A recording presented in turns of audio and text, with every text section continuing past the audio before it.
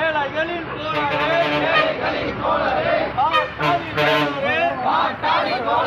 உழைக்கும் வர்க்கத்துக்கு போராடி உயிர்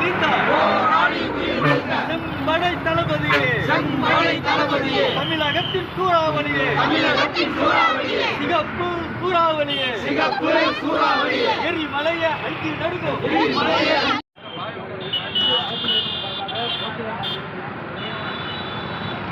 பாண்டியனுடைய வரலாறு என்பது மிக நீண்ட நெடிய வரலாறு. அதை சுத்தமாக சொல்ல முடியாது. அவருடைய கடைசி நாடு என்பது மதுரையில் நடந்தது.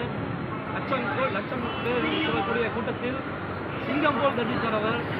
அவருடைய பேச்சு என்பது தன்னுடைய கடைசி மூச்சு விழும் பொழுது ஒரு மிகப்பெரும் ஒரு போராளி எப்படி பேசுவாரோ அதை போன்று ஒரு சிங்கம் போல் தர்ஜித்தார். அதன் போலவே அவர் நடந்து கொண்டார்.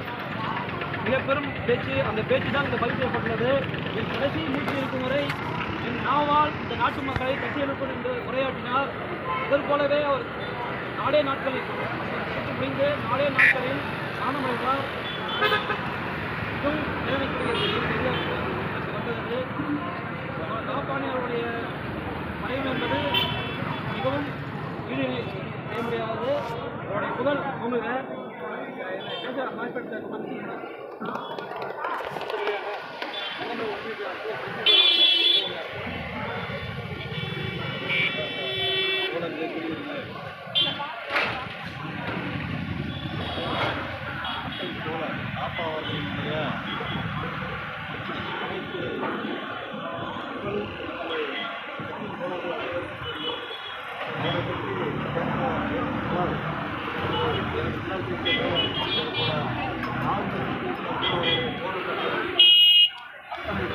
ஓயாமல் ஒரு காலத்தோடும் மக்களுக்காக உலகத்தின் பட்ஜெட்டுக்காக தொடர்ந்து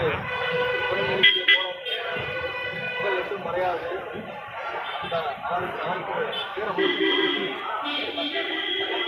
வாய்ப்பளித்த கடமைக்கு விடைபெறுகிறேன்.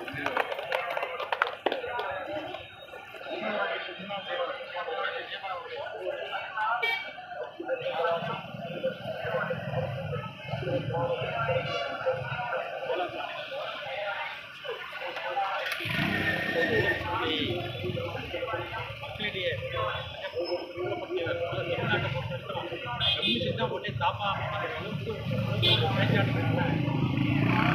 எப்பவும் மக்களுக்கு மற்ற திராவிட கட்சிகள் தலைவர்கள் கூட 5 நடுவோம் கிடையாது. எல்லாரும் சாமான் வந்து நல்ல பொருளாதார அரசியலை பற்றி தெளிவாக பேசக்கூடிய தோழர்கள் தாப்பா இப்படிப்பட்ட தலைவர்களுடைய அவருடைய வழியில் நான் தொடர்ந்து இப்போ இருக்கிற நாடு ஸ்கூலில் எந்த கட்சி என்ன பண்ணுறதுன்னு தெரியாமல் அவங்க தமிழ் நாம் தெளிவாக வருங்காலத்தில் மக்களோட ஐக்கியமாக